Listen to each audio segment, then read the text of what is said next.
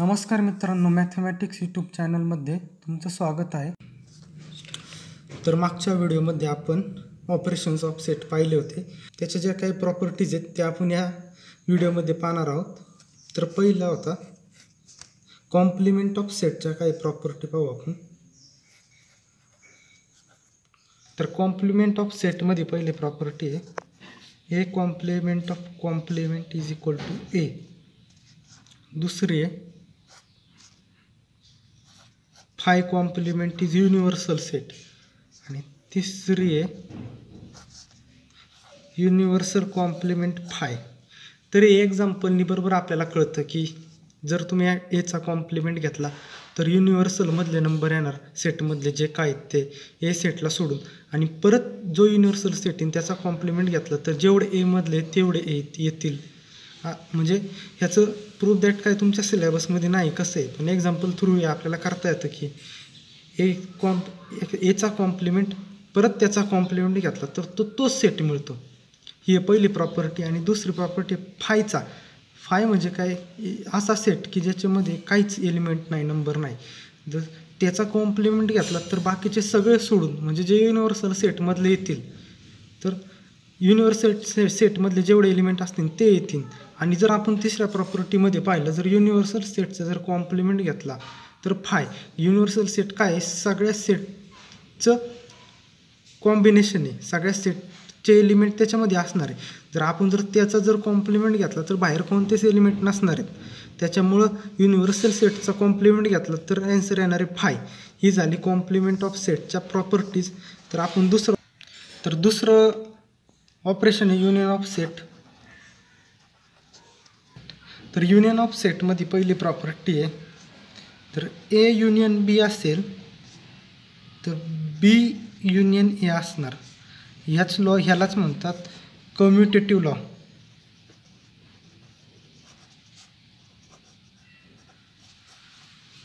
Commutative law इंटरसेक्शनमध्ये पण आहे.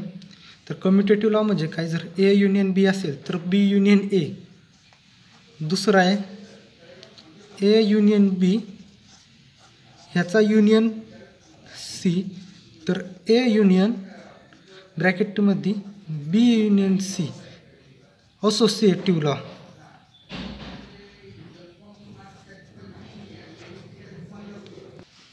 तर दुसरी प्रॉपर्टी आहे A union B union C is equal to A union ब्रॅकेटमध्ये बी युनियन सी, तर आहे असोसिएटिव्ह लॉ. तिसरे A union phi is equal to A, identity आहे. तर ए घेतला त्याचा जर युनियन फाय सोबत घेतला तर तो सेट एच येणार, कारण की फायमध्ये काही कोणताच एलिमेंट नसतो. चौथा आहे A union A is equal to A, idempotent law.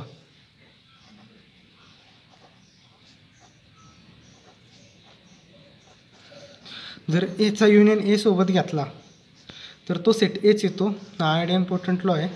पाचवा, if A union A complement is universal set. जर ए घेतला आणि त्याचा जर युनियन ए कॉम्प्लिमेंट म्हणजे काय की एचे एलिमेंट सोडून युनिव्हर्सल सेटमध्ये असणारे एलिमेंट म्हणजे ते धरून परत त्याचा ए सोबत युनियन केलेला आहे, मग त्याचा जो सेट येईल तो युनिव्हर्सल सेटच येणार. तर सहावी आहे property, if A is a subset of B then A union B is equal to B. आपण आधी सांगितलेलं आहे ए इज अ सबसेट, बी कधी असेल.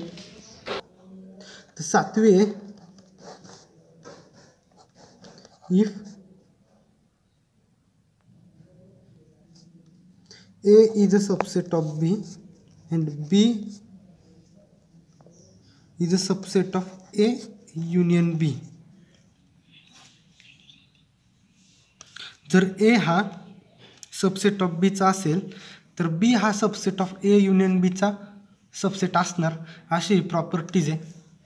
तर तिसरं ऑपरेशन आहे इंटरसेक्शन ऑफ सेट.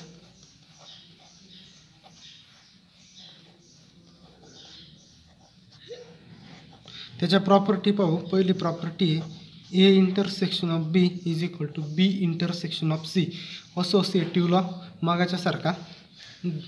तर दुसरी आहे A intersection of B intersection of C then is equal to A intersection of B intersection of C, commutative law. हा मागाचा कम्युटेटिव्ह होता, आत्ताचा असोसिएटिव्ह आहे. तिसरी आहे phi is intersection of A is equal to phi. जर फायमध्ये कोणताच एलिमेंट नसतो, जर त्याचा इंटरसेक्शन ए सोबत घेतला, इंटरसेक्शन म्हणजे काय, बोथ दोन्हीमधले कॉमन एलिमेंट. फायमध्ये काहीच एलिमेंट नाही आणि एमध्ये एलिमेंट आहे, मग ह्यांच्यामधले कॉमन एलिमेंट काहीच नसणार, त्याच्यामुळे हा सेट होतो फाय आणि आहे आयडेंटिटी. चौथी A intersection of A is equal to A. जर ए मध्ये काय जे एलिमेंट असतील तेच जर दुसरा ए घेतला, त्याच्यात जर तेच एलिमेंट असेल तर दोघांमध्ये सेम एलिमेंट असणार, म्हणून त्यांचं जर इंटरसेक्शन घेतलं तर सेमच एलिमेंट येणार, म्हणून ए पाचवी आहे A is a subset of B then A union A intersection B is equal to A. जर ए हा सबसेट बीचा असेल म्हणजेच बी मधले जे काही एलिमेंट असतील ते ए मध्ये असणार, मग त्याचा जर इंटरसेक्शन बी सोबत घेतला तर त्याचा एच येणार सेट. ही अशी प्रॉपर्टी आहे. तर पाचवी आहे. सहावी ए intersection of union is a. Union म्हणजे काय की जे सेट आहे सगळ्या सेटचा सबसेट असतो तो मग एकत्र केलेला असतो, म्हणजे जर त्याचा ए सोबत इंटरसेक्शन घेतला तर एच सेट मिळणार आहे. सातवी प्रॉपर्टी आहे A intersection of B is a subset of A then A intersection of B is also subset of B. जर ए इंटरसेक्शन बी मध्ये जे काही एलिमेंट आहेत जर त्याचा जर सबसेट जर ए असेल तर मग जेच ए इंटरसेक्शन बी मध्ये जे एलिमेंट असणार आहे त्याचा सबसेट बीच असणार आहे, कारण की इंटरसेक्शन म्हणजे काय, बोथ म्हणजे दोन्हीकडे जे सेम एलिमेंट असणार आहे त्याचाच इंटरसेक्शन होणार, म्हणजे तो ए सोबत पण असणार आणि बी सोबत पण असणार. ही अशी प्रॉपर्टी आहे. आठवी प्रॉपर्टी आहे. ठीक, आता सुरुवात करूया आपण डिमॉर्गन्स लॉला. तर डिमॉर्गन्स लॉ कॉम्प्लिमेंटच्या रिलेटेड असतो, त्याच्यामुळं डिमॉर्गन्स लॉ आहे तो काय पाहू, इम्पॉर्टंट आहे. काय काय पुढचे एक्झाम्पल असतील, काय सोल्युशन असतील त्याच्यामध्ये त्याचा उपयोग पहिला आहे ए युनियन बी चा complement is equal to A complement intersection B complement. दुसरा आहे डिमॉर्गन्स लॉ इंटरसेक्शनमध्ये A intersection of B complement is equal to A complement union of B complement. हा डिमॉर्गन्स लॉ आहे. तरी दोन लॉ आहेत important distributive law.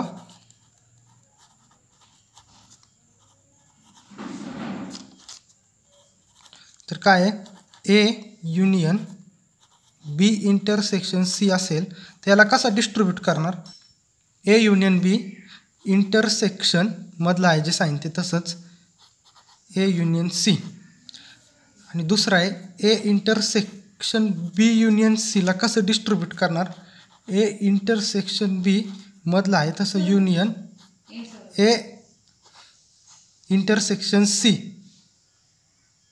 चौथा सेटचा टाईप आहे डिफरन्स ऑफ सेटच्या प्रॉपर्टी पाहूया.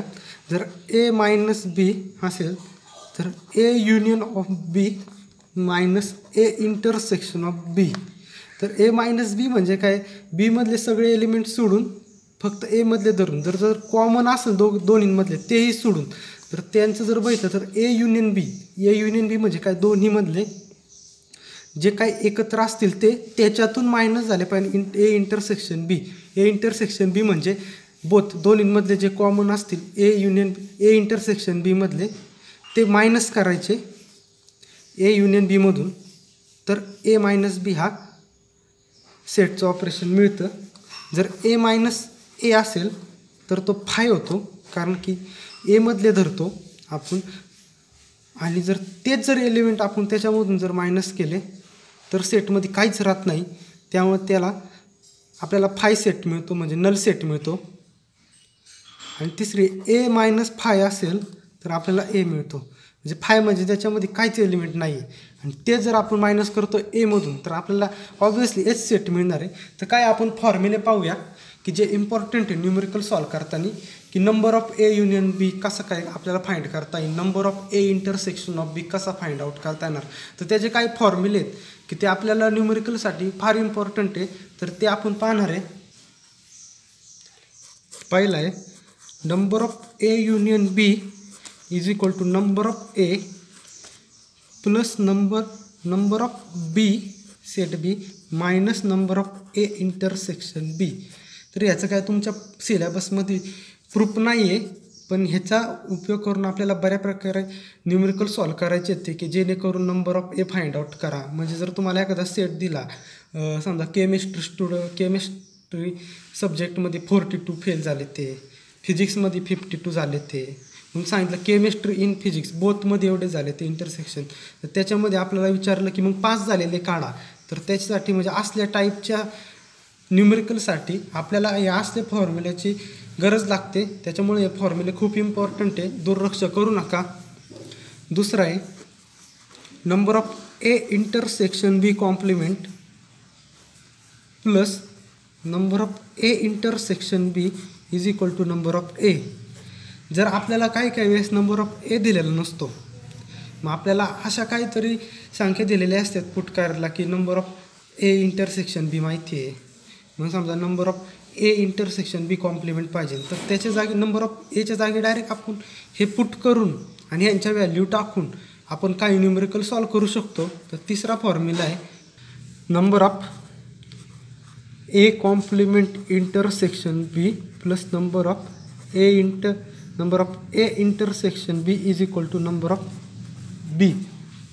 हे असंच आहे, जर एचा कॉम्प्लिमेंट इंटरसेक्शन बी सोबत घेतला आणि नंबर ऑफ ए इंटरसेक्शन बी घेतलं तर आपल्याला नंबर ऑफ बी एलिमेंट मिळतात. चौथं आहे number of A intersection B complement plus number of A intersection B plus number of A complement intersection B is equal to number of A union B मिळतो. पाचवा formula आहे number of A union B union C. तर हा आहे तो 3 सेटचा दिलेला आहे एकत्र आपल्याला काढायला. तर त्याचं काय number of A plus number of B plus number of C minus number of A intersection B minus number of B intersection C minus number of A intersection C plus number of A intersection B intersection C. तर हा पण आपल्याला जर 3 set दिले असतील, समजा जर 3 subject दिले असतील फिजिक्स केमिस्ट्री आणि मॅथ्स, जर त्याच्यावरती जर न्यूमेरिकल करायचं असेल तर या असल्या फॉर्म्युल्याचा आपल्याला उपयोग होतो. तर पाचवा काय आपल्याला की पॉवर सेटच्या रिलेटेड आहे, म्हणजे जस्ट जर रिमार्क घेतला जर MCQ मध्ये येऊ शकतो आपल्याला. If number of A is equal to M into number of power set A is equal to 2m where P of A is power set. जर number of A is equal to M हा कोणता पण coefficient आहे, तर त्याने जर multiply केलं number of power set of एला तर तो काय असणार इज इक्वल टू 2m, म्हणजे जो आपण ज्याने मल्टिप्लाय केलेलं आहे त्याची 2 असणार ही बरोबर येणार. तर हे काही रिमार्क आहे, प्रॉपर्टीज समजून जावा.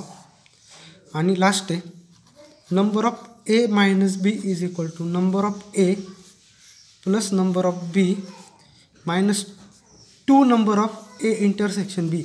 ह्याचा कधी उपयोग होतो जर तुम्हाला सांगितलं की फक्त ए मधले एलिमेंट बी सोडून तर आपल्याला number of B -2 × number of A intersection B, तर ह्या फॉर्म्युल्याचा आपल्याला उपयोग होतो. हे अशा पद्धतीने आपण काही सेटच्या प्रॉपर्टीज पाहिलेल्या आहेत. पहिले कॉम्प्लिमेंट, इंटरसेक्शन, युनियन आणि डिफरन्स आणि काही फॉर्म्युले पाहिलेले आहेत. तर त्याचा उपयोग आपल्याला न्यूमरिकलमध्ये करायचा आहे. जर काय याच्यामध्ये अडचण किंवा प्रूफ दॅट पाहिजे नसेल तुम्हाला कोणत्याही फॉर्म्युल्याचं तर कमेंट टाका.